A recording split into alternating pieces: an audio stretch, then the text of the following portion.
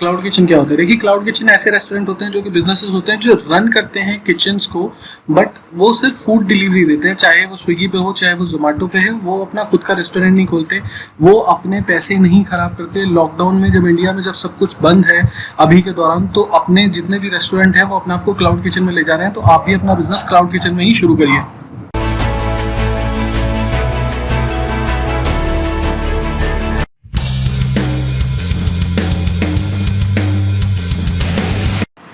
दोस्तों, इस पूरी वीडियो में मैंने आपको प्रॉफिटेबल बिजनेस का तरीका बताया, पूरा देखिएगा और इसको बीच में भी कहीं भी स्किप मत कीजिएगा, पूरा देखिए। 2014 से 2020 तक के दौरान में 15% बढ़ा है और इसमें सबसे ज़्यादा जो चंक है वो क्लाउड किचन और ऐसे रेस्टोरेंट्स हैं जो टेक अवेज में फूड देते हैं। तो आजकल जो चैन चल रहा है वो टेक अवेज का चल रहा है। तो अगर आप टेक अवे किचन आप बना सकते हो, क्लाउड किचन बना सकते हो, ऐसे रेस्टोरेंट्स बना सकते हो जिसमें कि आपके फूड को मतलब ऑर्डर किया जाए स्विगी और जोमेटो के थ्रू और आप उसके थ्रू अपना ऑर्डर ले पाएँ, तो ऐसी जगहों की बहुत ज़्यादा ज़रूरत है और इन्हीं जगहों पे आजकल ज़्यादा डिमांड है।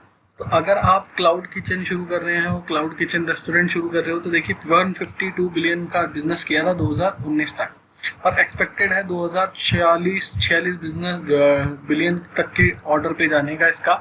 और 2014 में अगर मैं बोलूँ तो काफ़ी अच्छी तरीके की सेल्स थी। फाइन डाइनिंग 24 बिलियन तक गया था बिजनेस और इंक्रीज हो सकता है 40 बिलियन तक 2020 तक तो हो चुका होगा और अब आगे और बढ़ रहा है। तो फूड सर्विसेज सेल्स इंडिया में 1.3 बिलियन डॉलर्स की होती है, 10% एनुअली इंक्रीज होती है। और देखिए हर जगह जो बढ़ रहा है वो चेन बढ़ रहा है क्लाउड किचन का। तो अगर आप क्लाउड किचन में अपने बिजनेस को, फूड के बिजनेस को ले जाना चाहते हो, तो उसमें बहुत ज़्यादा ग्रोथ है, बहुत ज़्यादा पोटेंशियल है, बहुत ज़्यादा बड़ी मार्केट है जिसे लोगों ने अब तक टैप नहीं किया है। इवन छोटे शहरों में और गाँव कस्बों में या टायर 2 टायर 3 सिटीज़ में भी आजकल क्लाउड किचन बहुत ज़्यादा आगे बढ़ रहा है।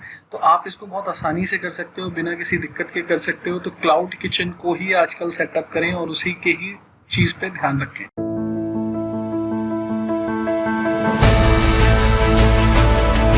तो आइए दोस्तों बात करते हैं कौन कौन से रजिस्ट्रेशन, कौन कौन से लाइसेंस की ज़रूरत पड़ती है अगर आप क्लाउड किचन खोल लें तो दोस्तों देखिए, फूड लाइसेंस की ज़रूरत पड़ती है। फूड लाइसेंस चाहिए आपको। फूड लाइसेंस के लिए सारे डॉक्यूमेंट चाहिए, जैसे कि वोटर आईडी या कोई भी आईडी प्रूफ है आपके पास एड्रेस प्रूफ है, valid email ID, phone number वगैरह, एफिडेविट चाहिए, डिक्लेरेशन चाहिए। ये सारे डॉक्यूमेंट तो चाहिए ही चाहिए। अगर आपको कोई भी रिक्वायरमेंट है या कोई भी डिटेल आपको चाहिए इसमें, तो आप हमको कनेक्ट कर सकते हैं। दोस्तों, जीएसटी रजिस्ट्रेशन लेना बहुत ज़रूरी है। अगर फूड लाइसेंस आप या क्लाउड किचन करना चाहते हैं तो क्लाउड किचन के लिए जीएसटी रजिस्ट्रेशन बहुत मैंडेटरी है। तो जीएसटी रजिस्ट्रेशन चाहे आपका प्रॉफिट हो या ना हो, आपको जीएसटी रजिस्ट्रेशन लेना अनिवार्य है, क्योंकि अदरवाइज आप स्विगी और जोमेटो के साथ लिस्ट नहीं हो पाएंगे। उनके साथ जीएसटी की प्रक्रिया पूरी फॉलो करनी पड़ती है। तो जीएसटी रजिस्ट्रेशन तो ज़रूर लें, मैंडेटरी लें और इसकी रिटर्न भी भरनी पड़ेगी। तो ये चीज़ याद रखिएगा। तो जीएसटी रजिस्ट्रेशन ज़रूर लें, थोड़ा बहुत खर्चा है बट एट लास्ट आपके लिए फ़ायदा ज़रूर है। हेल्थ और ट्रेड लाइसेंस ज़रूर लें, इसकी भी बहुत ज़्यादा इंपॉर्टेंस है। इसके बिना भी आप बिजनेस नहीं कर पाओगे। ऑल्दो आप अपने घर पे ही काम कर सकते हो, अपनी किचन से ही काम कर सकते हो। अगर आपके पास रेस्टोरेंट है और आपका बहुत ज़्यादा रेंट आ रहा है, तो आप बड़े रेस्टोरेंट को कम करके छोटे में कन्वर्ट कर सकते हो। सिर्फ किचन से ही काम कर सकते हो और वहाँ से ही ये सारी चीज़ें लेके आप अपने रजिस्ट्रेशन पूरे प्रॉपर करके आप अपने बिजनेस को आगे बढ़ा सकते हो। तो ये चीज़ ध्यान में ज़रूर रखें। और ये अगर आपको वीडियो पसंद आ रहा है तो लाइक और कमेंट ज़रूर करते रहिए। दोस्तों, वीडियो को शुरू से लेकर एंड तक ज़रूर देखिएगा, क्योंकि अब जो पोर्शन शुरू होएगा इस वीडियो का, उसमें सारी चीज़ें बताई गई हैं कि कैसे आप अपने रेस्टोरेंट को जो नहीं चल रहा है उसको क्लाउड किचन में बना के या उसको कन्वर्ट करके बहुत ही अच्छी तरीके से रेवेन्यू और प्रॉफिट कमा सकते हो। तो वीडियो शुरू से लेकर एंड तक ज़रूर देखना, आप ज़रूर देखिए। दोस्तों, जानते हैं क्लाउड किचन मार्केटिंग किस तरीके से हो सकती है। देखिए किस तरीके से आप अपनी क्लाउड किचन की सेल्स को बढ़ा सकते हैं ऐसे टाइम पे भी जहाँ आज के टाइम पे बहुत कम ऑर्डर्स अवेलेबल हो पा रहे। देखिए, अपनी को एडवर्टाइज आपने बहुत बढ़िया तरीके से करना है, बहुत बेहतरीन तरीके से करना है, बिना किसी दिक्कत के, बिना किसी परेशानी के। आपको अपना एडवर्टाइजमेंट प्लान इस तरीके का बनाना है कि उसमें कोई दिक्कत ना हो, उसमें कोई खलन ना हो, उसमें कोई दिक्कत आए ना। दूसरी चीज़, आपने एडवर्टाइज करना है ऑनलाइन फूड एग्रीगेटर्स के पास, जहाँ पे आप अपना आपको लिस्ट करा चुके हो, जहाँ पे आप अपने प्रोडक्ट्स को बेच रहे हो, अपने फूड प्रोडक्ट्स को दे रहे हो, अपने फूड आइटम्स को दे रहे हो। जैसे कि स्विगी और जोमेटो पे भी ऑप्शन होता है कि आप वहाँ पे भी अपने आप को रैंक करा सकते हो नंबर 1 पे, नंबर 2 पे। तो वो लोग अपनी अलग कॉस्ट लेते हैं एडवर्टाइजमेंट की, तो आप यहाँ पे भी करा सकते हो अपने आप को रजिस्टर और आप यहाँ पे भी बोल सकते हो कि हाँ जी हमें मार्केट प्लेस में ऊपर की तरफ दिखाओ, हमें रैंक करो, जहाँ हमारे को सर्च करते हैं लोग, हमारे जोन में, हमारे एरिया में, हमारे पिन कोड के एरिया में हमको नंबर 1 पे दिखा दो। दूसरी चीज़ ये है, मतलब तीसरी चीज़ अगर बोलूँ तो आप ऑनलाइन एड्स चला सकते हैं, जैसे आप गूगल एड चला सकते हो, फेसबुक एड चला सकते हो, सोशल मीडिया पे ट्विटर एड चला सकते हो, बट ये लोकेशन टारगेटेड एड होने चाहिए जिससे आपको मदद मिले, जिससे आपके एरिया में ही आपको ज़्यादा ऑर्डर्स मिले और आप उससे यूज़ कर पाओ। चौथा आइडिया है जी, वेबसाइट में आप सर्च इंजन ऑप्टिमाइजेशन का पूरा यूज़ करो और अपनी वेबसाइट को बिल्कुल ऐसी तरीके से टैक्टफुली यूज़ करो कि कस्टमर्स को वो चीज़ पसंद आए और कस्टमर्स जो भी सर्च करें उस एरिया में आपके वो प्रोडक्ट्स आने चाहिए। पांचवी चीज़ होती है सोशल मीडिया प्रेजेंस। देखिए आप जितनी अच्छी माउथ वाटरिंग पिक्चर्स डालेंगे, वीडियोस डालेंगे, आजकल अपने कस्टमर्स के रिव्यूज़ लेंगे, उतना आपको ज़्यादा फायदा होगा। जितने आपके पास कस्टमर्स फूड ऑर्डर करते हैं उनको कॉल करके उनसे एक छोटा छोटा वीडियो मंगा लें कि हाँ जी आपको फूड कैसा लगा, आप टेस्टिमोनियल वीडियो बना लें या आप माउथ वाटरिंग फूड की पिक्चर्स या वीडियोज़ बना के उनको भेजें, तो उसमें आपका फ़ायदा ज़्यादा रहेगा। ऑफर करें उनको समथिंग यूनिक, कुछ ना कुछ नया देने की अपने एरिया में, और ऐसा कुजिन डालें या ऐसी डिश डालें उनके सामने कि लोकल्स में आपका नाम बन जाए, और आपका एक बार नाम बन गया तो फिर आपकी तो बल्ले बल्ले। आप कॉम्प्रोमाइज़ ना करें अपनी क्वालिटी को लेके, अपनी क्वालिटी बिल्कुल बेस्ट रखें, इंटीग्रेट करें अपनी क्लाउड किचन को कि हाँ जी आप जितने प्लेटफॉर्म पे जा सकते हैं, चाहे वो स्विगी हो, जोमेटो हो या कहीं और हो, आप उस जगह जा पाएँ।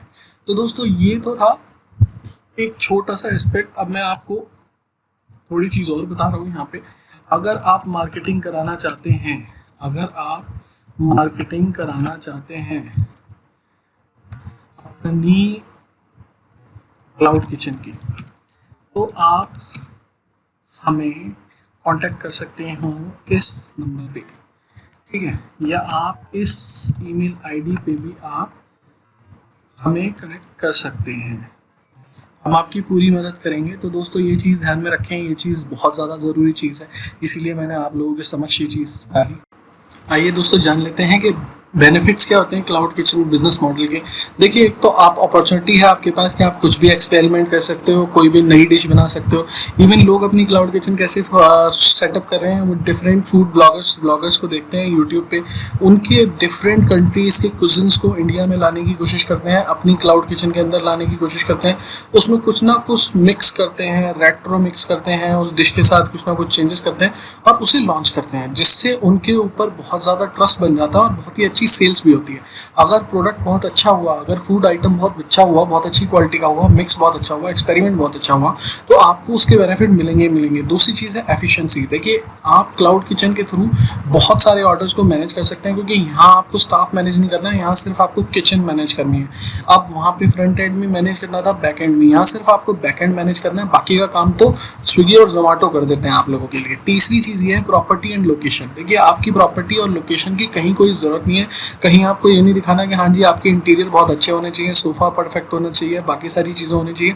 यहाँ बहुत आसानी से बिना किसी प्रॉपर्टी, बहुत ही लैविश प्रॉपर्टी की ज़रूरत नहीं है आपकी लोकेशन ईजी हो सकती है। आपको बस स्विगी और जोमेटो पे लिस्ट करना है और उनके साथ किस तरीके से मैनेज करना वो ध्यान में रखना है, बस बाकी का काम आपका हो गया और आपकी कॉस्ट बच जाती है। इनडायरेक्टली आपकी कॉस्ट बच जाएगी, आपको बहुत ज़्यादा बेनिफिट मिलेगा। अगर आप अभी भी रेस्टोरेंट चला रहे हैं और आपके बिजनेस में लॉसेस आ रहे हैं, आप रेस्टोरेंट को कम कर दीजिए एकदम से, तुरंत के तुरंत अपने खर्चों को कम करिए, किचन सेटअप करिए, किचन को अच्छी तरीके से डेलीगेट करिए और उसी किचन को मॉडिफाई करके आप क्लाउड किचन में जाइए और उसके थ्रू अपने बिजनेस को जमाइए।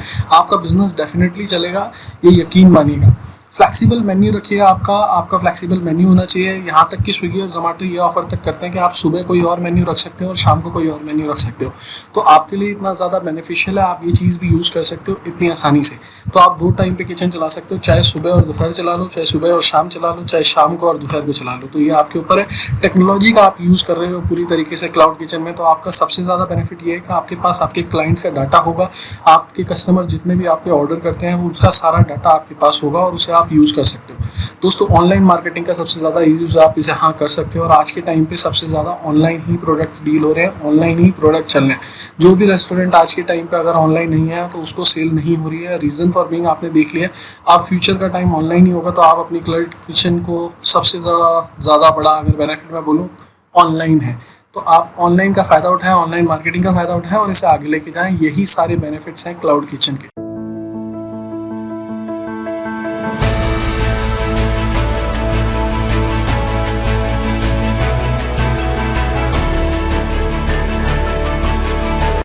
दोस्तों कौन सी ऐसी मिस्टेक्स होती हैं जिसके थ्रू हमारी क्लाउड किचन नहीं चल पाती है और हमारी क्लाउड किचन में दिक्कत आ जाती है? तो सबसे बड़ी जो मिस्टेक है दोस्तों, वो तो सबसे बड़ी मिस्टेक मैंने नोट डाउन करके रखी है ताकि आप वो मिस्टेक ना करो और अपने बिजनेस को स्पॉइल ना करो। तो दोस्तों यदि आप रेस्टोरेंट से क्लाउड किचन में अपने बिजनेस को ले जा रहे हो और अपने बिजनेस को इफेक्टिवली बहुत अच्छी तरीके से रेवेन्यू और प्रॉफिट कमाना चाहते हो तो ये चीज़ों का ध्यान रखें।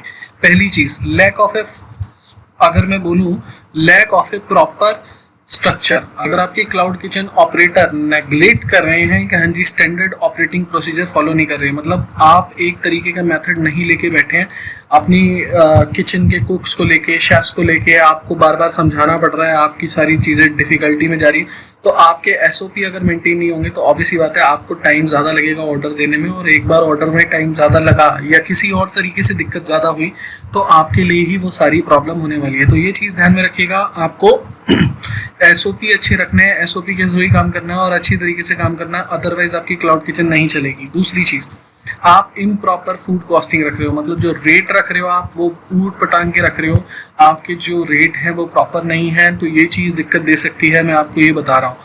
तो आपको फूड बाकियों के बाकी जो क्लाउड किचन चल रही है उनके हिसाब से रखने हैं, अगर आप नहीं रखोगे तो दिक्कत हो जाएगी। तीसरी चीज़, लैक ऑफ कंसिस्टेंसी। अगर आप कुछ ऑर्डर्स देने के बाद, मतलब कुछ दिनों तो आपने बिजनेस बहुत अच्छा किया है क्लाउड किचन का, बट उसके बाद जब आपके प्रॉफिट आ गए आपने ध्यान नहीं दिया और आपके एक शेफ ने या किसी और वजह से, कोई भी रीज़न हो, उसकी वजह से बिजनेस अगर कंसिस्टेंट नहीं चल रहा है, रेगुलर नहीं चल रहा है और आप 2 दिन के बिजनेस पे ही डिपेंड हो रहे हो, तो वो क्लाउड किचन सक्सेसफुल नहीं है और वो नहीं चल पाएगी आगे और आपको बहुत बड़ा लॉस दे देगी।